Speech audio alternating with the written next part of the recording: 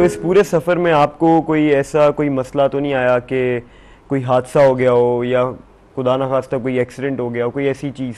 असल में मोटरसाइकिल सबको पता है एक खतरनाक चीज है, ठीक है ना। गाड़ी में आप एक केज के अंदर होते हो, बिल्कुल। मौसम, एक्सीडेंट और चीजें आके आपको लगती हैं, आप उससे महफूज होते हो, आप एक केज के अंदर हो। मोटरसाइकिल एक बड़ी वनरेबल सी चीज है, एक पत्थर भी आके लगे आपको बड़ी जोर का लगता है, और आप जब गिरते हो तो फिर आप कभी कभी नहीं भी उठते। मैं जब मोटरसाइकिल पे निकला था, मुझे पता था कि हादसे होने हैं, मोटरसाइकिल खराब होना है, और इसको मैंने जो कुछ भी होना मैंने उसको अपने पीछे जल्दी से जल्द करना है और मैंने चलते रहना है। अच्छा। उसके बाद मेरे एक्सीडेंट भी बहुत हुए। अच्छा। पहला एक्सीडेंट मेरा जर्मनी में हुआ। अच्छा। और दूसरा एक्सीडेंट रोमानिया में, जिसकी वजह से मैं 1.5 महीना अस्पताल में था। और फिर तीसरा एक्सीडेंट टर्की में। 3 एक्सीडेंट्स हुए आपके पूरे रास्ते में? 3 एक्सीडेंट हुए। अच्छा अच्छा अच्छा। पहला जर्मनी में हुआ था। जर्मनी में मैं ऑटोबान हाईवे पे था, बहुत तेज ओले पड़े थे। अच्छा। गोल्फ के बॉल के साइज के ओले पड़े थे, और जब मैंने इस तरह मोटरसाइकिल पकड़ा हुआ था तो ओले जब हाथ पे उंगलियों पे आके लगते थे, मैंने ग्लव पहने हुए थे मोटे वाले। अच्छा। जब मैं वो ग्लव उतार के देखता था तो नीले मेरे हाथ हो गए थे। और मैं उस तरह चला रहा था और बारिश बहुत तेज थी, ओले पड़े थे, बाइक स्लिप हुआ और मैं एक मेटल लोहे की गार्ड रेल थी, अच्छा, बैरियर, उसमें मैं जाके लगा और फिर बाइक आके मेरे सीने में लगा, तो मैं लोहे की गार्ड रेल और बाइक के बीच में फंस गया था। जब मैं उधर लेटा हुआ था, लोग आए, रुके कि ठीक हो सब कुछ। मैं गार्ड रेल के नीचे, बाइक मेरे ऊपर 500 पाउंड का और ऊपर 100 पाउंड और सामान, उसका सारा वेट मेरे ऊपर था, मैं फंसा हुआ था। तो लोग जो हेल्प करते बाइक निकालने के लिए, मेरे उठाने के लिए, उनसे उठ नहीं रहा था बाइक, क्योंकि बाइक फंस गया था गार्ड रेल के नीचे और मेरे ऊपर। अच्छा। तो उस वक्त भी मैंने अपना कैमरा निकाला, मैंने उधर बंदे को दिया, मैंने कहा तू एक तस्वीर खींच उस हालत में, इसलिए मुझे पता है मोटरसाइकिल से जब आप गिरते हो ना तो आपके पास बड़ा कम चांस होता है बचने का, और अगर आप बच गए हो ना तो अल्लाह का शुक्र अदा करो और तस्वीर लो और फिर आगे निकलो। तो मैंने बस अल्लाह का शुक्र अदा किया, बच गया हूँ मैं। एम्बुलेंस आ गई, उन्होंने मुझे स्ट्रेचर में लटाया, चेक चुक किया सारा, और उसके बाद मैं निकल पड़ा आगे। अच्छा, यहाँ पाकिस्तान में बड़ी मिसकंसेप्शन है बाहर गोरे के बारे में कि वो हेल्प नहीं करता, या अगर कोई किसी को नुकसान में देखे तो वो अपना काम करता रहता है, जिंदगी इतनी तेज है। तो यहाँ तो आपके एक्सीडेंट में आप खुद बता रहे हैं कि लोगों ने आपकी हेल्प की, लोगों ने आपको बाइक से निकाला, तो इस बारे में आप क्या मतलब हमारी आवाम को एजुकेट करना चाहेंगे कुछ, या बताना चाहेंगे? जब मेरा ये जर्मनी में एक्सीडेंट हुआ था, ये एक बहुत छोटा सा एक्सीडेंट था, इसलिए कोई हड्डियां नहीं टूटी। अच्छा। यहाँ से, ये म्यूनिक से 50 किलोमीटर नॉर्थ में था। अच्छा। मैं बाइक पे बैठा, म्यूनिक आया, उधर उनका एक फेस्टिवल होता है, अक्टूबर फेस्ट। उस दौरान पूरी दुनिया से लोग म्यूनिक आए होते हैं।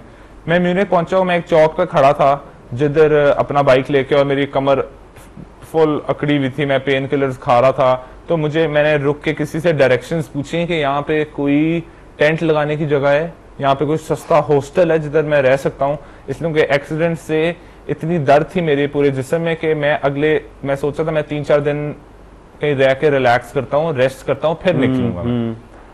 तो उस लड़के लड़की जो उधर मिले थे, मियाँ बीवी, मैंने उनसे पूछा, वो मेरे से पूछना शुरू किया तुम्हारे मोटरसाइकिल पे इतना सामान क्यों है, तुम्हारी जैकेट पे इतने झंडे क्यों लगे हुए, ये तुम क्या कर रहे हो? मैंने कहा मैं सैन फ्रांसिस्को से पाकिस्तान जा रहा हूँ। अच्छा। वो उधर, मैं और वो, हम तीनों उधर ना कोई 15-20 मिनट बातें करना शुरू हो गए। अच्छा। वो कहते हैं आप हमारे घर आ जाए। अब ये जर्मन एक कपल है जर्मन, जो कभी पहले पाकिस्तान नहीं गया हुआ। अच्छा। जो कभी किसी पहले पाकिस्तानी को मिला भी नहीं है। अच्छा, ठीक है ना। उसने मुझे कहा आप हमारे घर आ जाओ, हमारे घर रहो। मैं उनके घर चला गया, गैराज में बाइक खड़ा किया, 5 दिन मैं उसके घर में रहा। वो हर रोज सुबह जाते थे अपनी यूनिवर्सिटी पढ़ने, मुझे अपने अपार्टमेंट की चाबी दे देते थे कि जब आपने आना हो, जब जाना हो, जो करना हो, ये अपार्टमेंट आपका है। उनका पूरा सेटअप हुआ था, टीवी, सारा घर जिस तरह होता है, उन्होंने मुझे अपना घर दे दिया था कि जो करना है करो। 5 दिन उन्होंने मुझे खाने के पैसे नहीं देने दिए। 5 दिन वो मुझे 2-3 दफा हॉस्पिटल लेके गए, चेकअप कराने, एक्सरे कराए, सब कुछ अल्लाह का शुक्र है ठीक था। तो हॉस्पिटैलिटी बहुत ही ज्यादा है। अच्छा। और फिर हॉस्पिटैलिटी का एक और लेवल शुरू हो गया था जब मैं रोमानिया में मेरा एक्सीडेंट हुआ। अच्छा। और रोमानिया में मेरा, ये आपका दूसरा एक्सीडेंट था? ये मेरा दूसरा एक्सीडेंट था। और रोमानिया में मेरा एक्सीडेंट हुआ था, मैं तकरीबन 200 की रफ्तार पे मेरा हेड ऑन गाड़ी में एक्सीडेंट हुआ था। मैं उस वक्त तकरीबन 80-90 की स्पीड पे था और जो आगे से गाड़ी आ रही थी वो 110-120 की स्पीड पे थी, तो 200 का इम्पैक्ट था। नहीं यार, मैं हेड ऑन गाड़ी में लगा हूं और बाइक के ऊपर से उड़ के गाड़ी के ऊपर सुपरमैन की तरह 40-50 फुट में उड़ा हूं और फिर गिरा हूं। और जब मैं गिरा हूं तो मैं अपनी लेफ्ट साइड पे गिरा हूं, तो मेरी जो हेलमेट थी वो पूरी छिल गई। तो अगर हेलमेट नहीं ना होती तो शायद मैं अभी ये इंटरव्यू ना दे रहा होता। तो हेलमेट पहननी बहुत जरूरी है। मैंने जैकेट बड़ी अच्छी वो प्रोटेक्टिव वाली पहनी हुई थी, मगर उसके बावजूद मेरी 3 रिब्स पीछे से टूट गई, मेरा ये कंधा टूट गया, मेरा ये अंगूठा और दोनों रिस्ट फ्रैक्चर नहीं डैमेज हो गई थी। तो उसके बाद मुझे वहां पे लोगों ने उठाया, एम्बुलेंस में डाला, हॉस्पिटल लेके गए। 5-6 दिन में हॉस्पिटल में था और हर बंदा जो मेरे साथ मेरे वार्ड में 4-5 और लोग थे जो इंग्लिश का एक लफ्ज नहीं समझते थे, जो अपने इस छोटे से शहर से कभी बाहर नहीं निकले थे, वो मेरी इस तरह हेल्प कर रहे थे जिस तरह मुझे लग रहा था ये कोई मेरा ही शायद खून है। मेरा बाथरूम और नहाना और सारा कुछ वो बिस्तर पे होता था, वो मुझे नहलाते थे बिस्तर पे। अच्छा। जो मेरा मोटरसाइकिल था वो पूरा टोटल हो गया था, उसमें से कुछ नहीं बचा था सिवाय इंजन के। अच्छा। तो पूरी दुनिया से लोगों ने मुझे पार्ट्स भेजे जो मुझे फेसबुक पेज पे फॉलो कर रहे थे। अच्छा। रोमानिया से मुझे किसी ने मेरे मोटरसाइकिल का रेडिएटर दिया, बल्गेरिया से मुझे किसी ने एग्जॉस्ट पाइप भेजा। अच्छा। पोलैंड से अगली ब्रेक भेजी, कैलिफोर्निया से 2 बड़े डब्बे आए पार्ट्स के जिसमें फ्यूल टैंक था, अगला टायर था, ब्रेक रोटर्स थे, हजारों चीजें थी। एक नई हेलमेट भी उन्होंने भेजी, उन्होंने कहा जो तुम्हारी पहली हेलमेट है वो खराब होगी, वो फिर से ना पहनना। अच्छा। तो इस तरह की सपोर्ट जब मिल रही हो तो फिर आपको ये चीजें नहीं मैटर करती कि आपकी कुछ हड्डियां टूट गई हैं, आपका बाइक खराब हो गया। और फिर जिस हॉस्पिटल में था उधर एक लड़का था डैनियल जूला। अच्छा। जो उधर लोकल एक रोमानिया उस शहर का सिटीजन था, जो जिसने अखबार में पढ़ा कि एक पाकिस्तानी बंदे का एक्सीडेंट हो गया। वो बंदा पूरे उस शहर में 5 बड़े हॉस्पिटल थे, वो 5 हॉस्पिटल में फिर मुझे ढूंढता हुआ। अच्छा। जो आखिरी हॉस्पिटल था ना उसको पता लगा इधर है, मगर सारे कमरों में जाके वो कहता था पाकिस्तान पाकिस्तान, और मेरे कमरे में आया पाकिस्तान, तो मैंने कहा हाँ मैं पाकिस्तान से हूँ। अच्छा। तो वो अंग्रेजी बोलता था। अच्छा। उसने मेरे से पूरा पूछा क्या हुआ है, क्या करना है, मोटरसाइकिल की तरह। मैंने कहा मुझे कुछ नहीं पता। अच्छा। वो मोटरसाइकिल मेरा गायब है। इसने सारे टो ट्रक कंपनियों को मेरे साथ बैठ के फोन किया, मेरा बाइक लोकेट किया। इसने मुझे उस रोमानिया शहर की एक सिम ला के दी, एक छोटा उसका पुराना फोन पड़ा था वो ला के दिया। अच्छा। इसने मुझे वो USB ड्राइव ला के दी इंटरनेट की कि तुम अपने लैपटॉप पे लगाओ, तुम बिस्तर पे अकेले, कोई अंग्रेजी नहीं बोलता, किसी को तुम जानते नहीं, तो कंप्यूटर पे बैठ के अपनी फैमिली से बातें कर लो। इसने इतनी ज्यादा हेल्प की, और वो एक बंदा है जिसकी वजह से ये मोटरसाइकिल वापस तैयार हुआ है। अच्छा। सिर्फ वो एक बंदा है, और जो मेन बंदा है। ठीक है। इसलिए कि मैंने जब उस मोटरसाइकिल की हालत देखी थी, मैंने कहा था ये ठीक नहीं हो सकता। तो उस बंदे डैनियल जूला ने कहा कि आपने इसी बाइक पे जाना है और मैं ये बाइक तैयार कराऊंगा।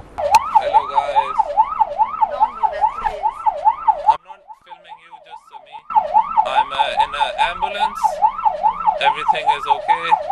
I'm gonna come to Pakistan on a motorcycle very soon. I've asked for water so many times. They say I can't drink water. I don't know why. I love you, Pakistan.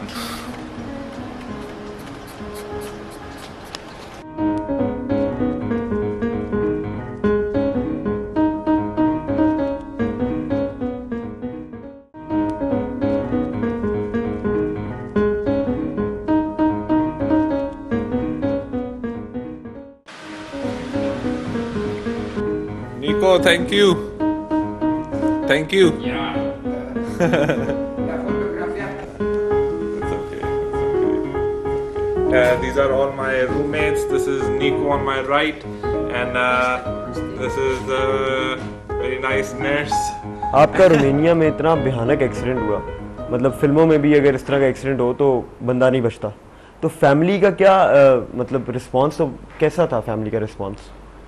पहले 7 दिन तो मैंने घर बताया ही नहीं। सिर्फ मेरे बड़े भाई को पता था कि मेरा एक्सीडेंट हो गया और मैंने किसी को नहीं बताया। अच्छा। 7वें दिन जब मैं हॉस्पिटल से बाहर निकला, उधर वहां से मैंने आधा घंटा दूर की फ्लाइट थी, जिधर एक मुझे अपना कजन मुझे पता लगा वहां पे रहता है, जिससे मैं कोई 15-20 साल नहीं मिला था, वो इधर ही रहता था। मैं उसके पास गया, उधर जाके मैंने कंप्यूटर से अब्बू को फोन किया, वीडियो ऑन की, अम्मी अब्बू सारे बैठे हुए थे उधर। मैंने कहा कि मेरा एक्सीडेंट हो गया। अच्छा। और मगर सब ठीक है। तो अब्बू ने कहा, ये अब्बू के अपने अल्फाज से, चल सकते हो? तो मैं खड़ा हुआ, चल के दिखाया, जरा मुश्किल से चल रहा था। अच्छा। तो मैंने कहा मैं चल सकता हूँ। कहते हैं बाइक का क्या हाल है? मैंने कहा बाइक खत्म हो गया, वो अब ठीक नहीं हो सकता।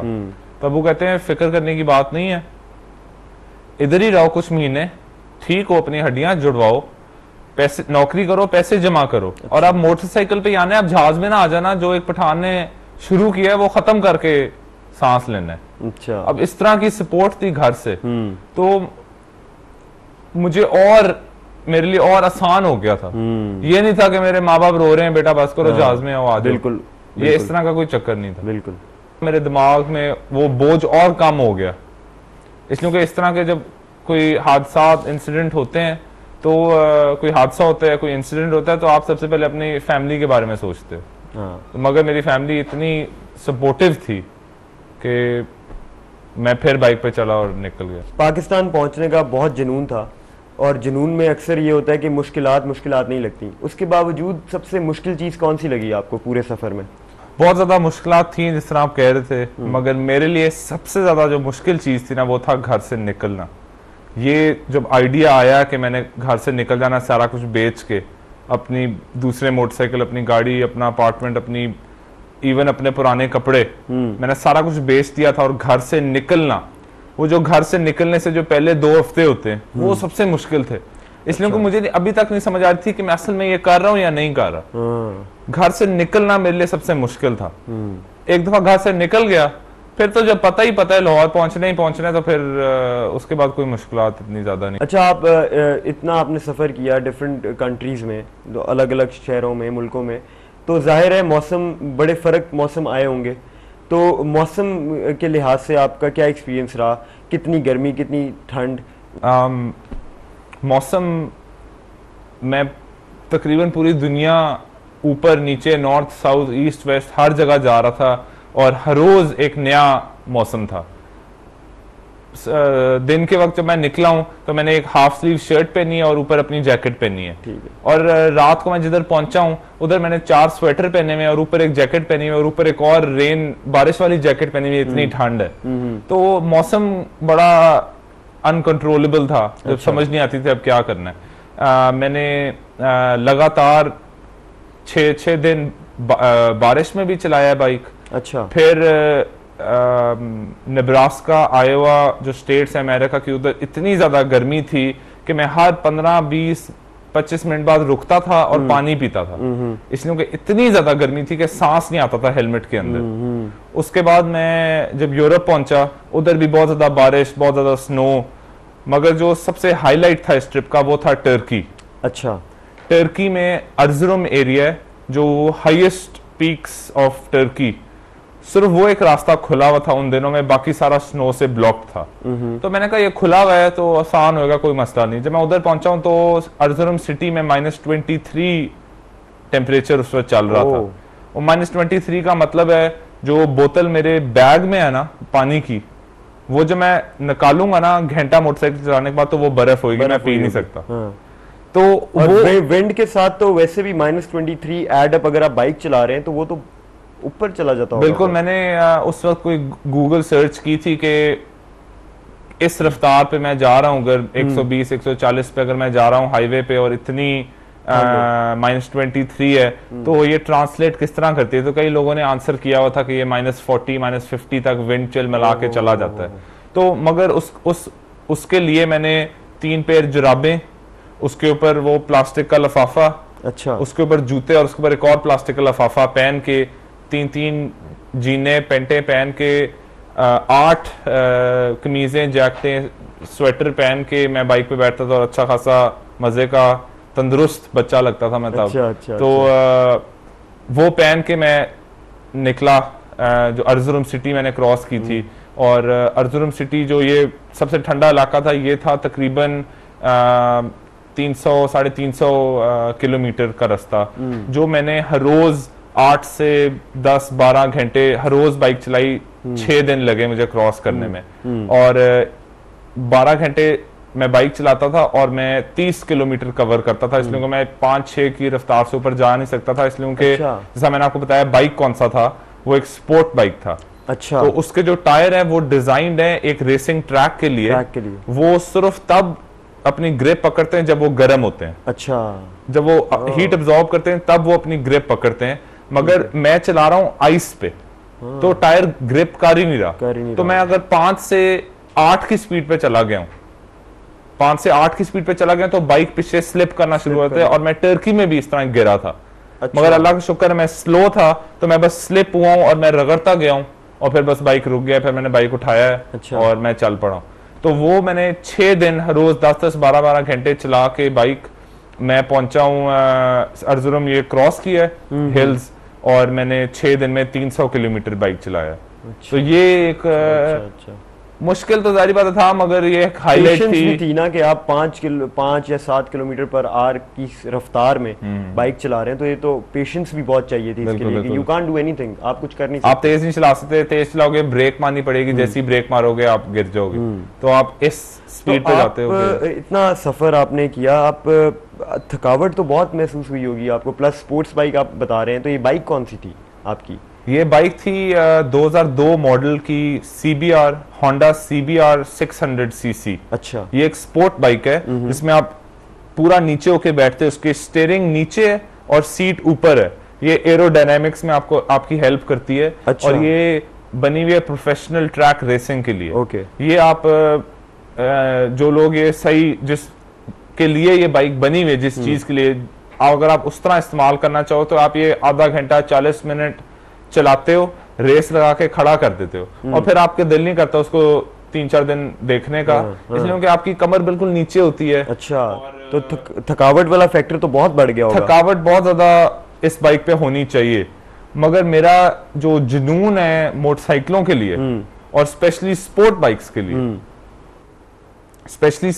के लिए मेरा एक पैशन है, वो मुझे थकने नहीं देता था। और ऊपर से पाकिस्तान हर रोज, तो मेरा जो लॉन्गेस्ट सबसे ज्यादा लगातार मैंने बाइक 16 घंटे 40 मिनट चलाया था एक दिन में, लगातार 16 घंटे 40 मिनट, और वो मेरा ख्याल था 1100 किलोमीटर इसके आसपास कहीं था। अच्छा, ये आपने बड़े ज्यादा टाइम में बड़ा कम सफर तय किया, तो कोई ऐसा भी टाइम आया जिसमें आपने बड़े कम टाइम में काफी ज्यादा सफर किया हो? बिल्कुल। मेरा जो टर्की वाला था, मैंने 6 दिन तकरीबन 10 घंटे रोज, तकरीबन 60 घंटों में मैंने 300 किलोमीटर किया था। जिस तरह आप 4 घंटों में करते हो ना लाहौर से इस्लामाबाद, मैंने लाहौर से इस्लामाबाद में 60 घंटों में पहुंचा था। 6 दिन लगा के। जो मेरा सबसे तेज था वो था 1130 किलोमीटर 16 घंटे 40 मिनट में। अच्छा। और मैं ये भी होता था, मैं एक दिन में मैं सुबह नाश्ता किया मैंने इटली में, दोपहर का खाना खाया मैंने स्लोवेनिया में, और रात का खाना खाया मैंने हंगरी में। अच्छा। तो एक दिन में मैं तीन मुल्कों से गुजरा हूँ।